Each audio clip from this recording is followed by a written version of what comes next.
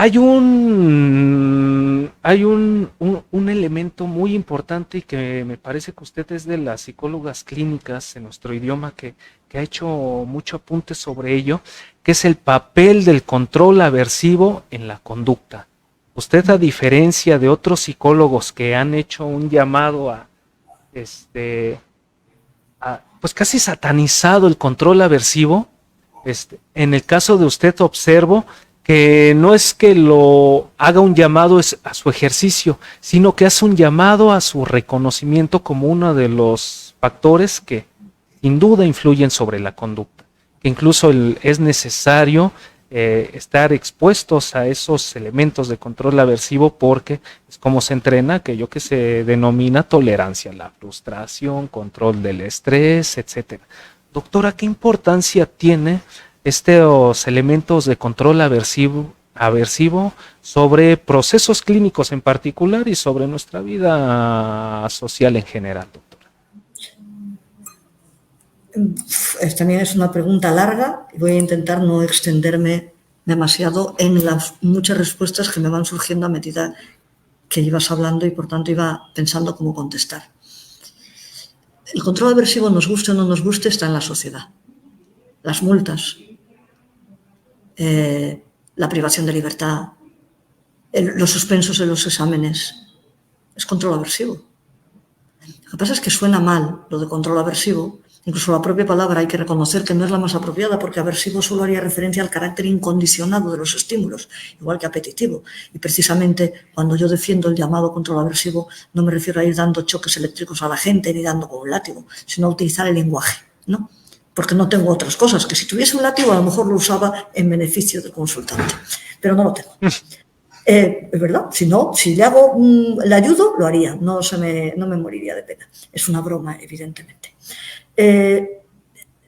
Estamos en una sociedad donde hay una forma de control aversivo.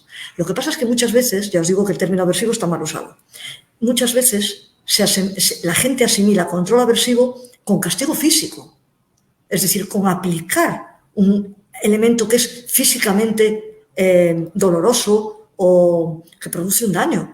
Nada más lejos de ser así.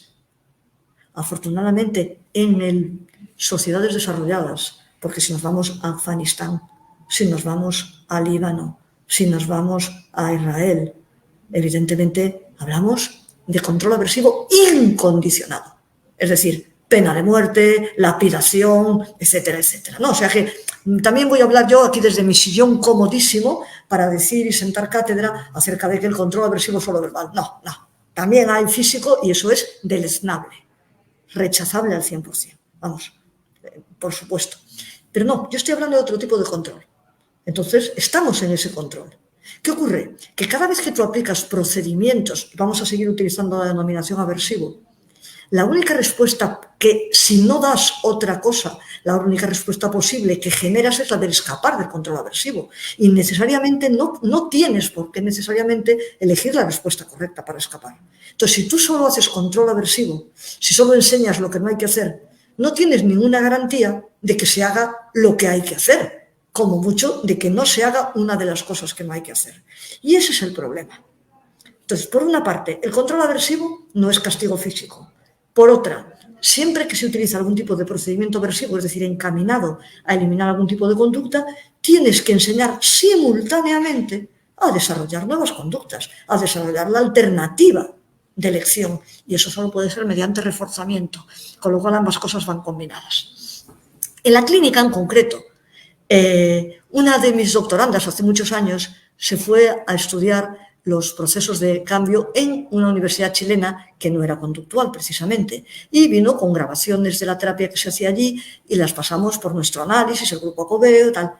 ¿Quién creéis que utilizaba mucho más control aversivo, muchos más elementos aversivos? ¿Los terapeutas de conducta o aquel modelo de terapia interpersonal basado más en emociones? Aparecía muchísimo más en el otro tipo de terapia. Es más, aparecía como estrategia única de control. Ni siquiera había la parte apetitiva. Voy a utilizar otra vez más el término, pero ya que utilizo aversivo, utilizo apetitivo, a sabiendas que ambos son incorrectos en este contexto. Y ahora la cuarta parte de mi respuesta, que de verdad que no me quiero enrollar mucho. no utilizar una estrategia rápida para eliminar una conducta que es indeseable para el propio consultante es poco ético. O sea, la ética no está en utilizarlo, sino en no utilizarlo cuando sabes que va a ser eficaz. En estas condiciones que os digo, nada que atente contra la libertad del individuo, ni su seguridad, su salud, y por supuesto siempre acompañado de procesos de reforzamiento positivo. Porque si no, no tienes ninguna garantía de que se aprenda lo que tú quieres enseñarle, como mucho de que no se aprenda. Y también con todos los cuidados que implica y que nos da el laboratorio acerca del conocimiento de los procedimientos aversivos, que se pueden provocar procesos de condicionamiento que hagan aversivo al propio terapeuta. Claro. Y entonces tienes que conocer ahí la ciencia básica que te dice cómo utilizarlo y cuándo utilizarlo. Yo, de verdad, sin lugar a dudas, utilizo control aversivo, pero de verdad que no porque me ponga a propósito. Yo creo que me estáis escuchando. Yo soy una persona que enseguida me enciendo y hablo y me emociono, y en terapia lo manejo muy bien, pero porque lo manejo terapéuticamente. Yo ya tuve un caso hace muy pocos días de una persona que vino a primera consulta y yo desde el minuto 1 lo único que quería es que se fuese. ¿Por qué, doctora? Porque es una persona que me producía desagrado del principio al fin. Políticamente estaban mis antípodas, iba todo lleno de señales y banderitas. Yeah. En cuanto a su forma de estar en el mundo, era despreciativo con las mujeres hasta decir basta. Su forma de diversión principal era emborracharse con sus amigos poca noche y pegarse en la discoteca si alguien le rozaba. Y para colmo, no venía porque quisiese cambiar. Venía porque alguien le había dicho que era un narcisista. Y entonces venía a ver qué era eso. Y porque a alguien cercano yo le había dado clase y le dijeron, vete a esta mujer que es como Dios en psicología. Cuando yo me lo encontré, empezó a decir esa serie de tonterías. Yo decía, voy a ponerme humillante, voy a hacer que se vaya. No quiero que esté aquí. Evidentemente no hice nada de esto, todo lo contrario. Todo.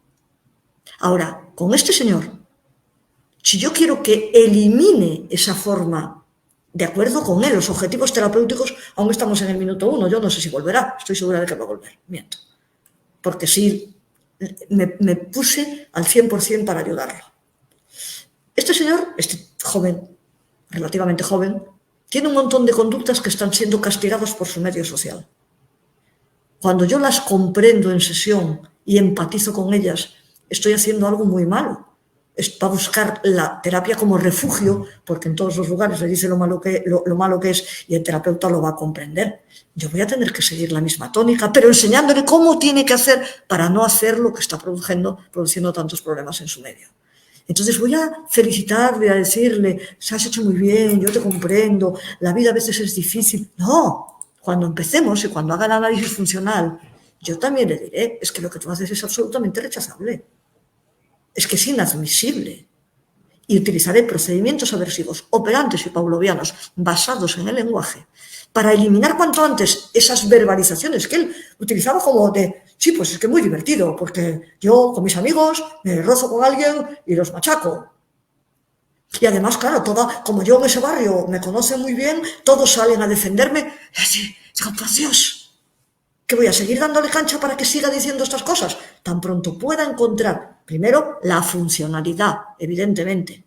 ¿Por qué dice estas cosas? ¿Porque han sido enormemente reforzadas en su contexto? ¿Por qué las dice? ¿Cuándo le están empezando a tener problemas? ¿Con quién? ¿Me estáis entendiendo? Porque no se dan porque sí. Y entonces ahí yo ayudaré a mi consultante a que todo eso desaparezca lo antes posible. Y desde luego no va a ser a través de ofrecerle mi hombro para llorar y comprensión. Para eso ya está su grupo de amigos. Y además o los humanistas, la terapia sí. Humanista, ¿no? Uf.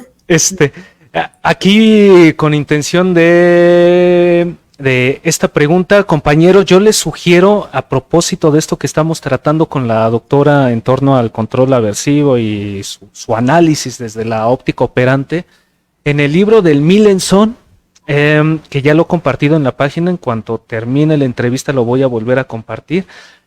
analiza precisamente desde la óptica pavloviana como también desde la óptica operante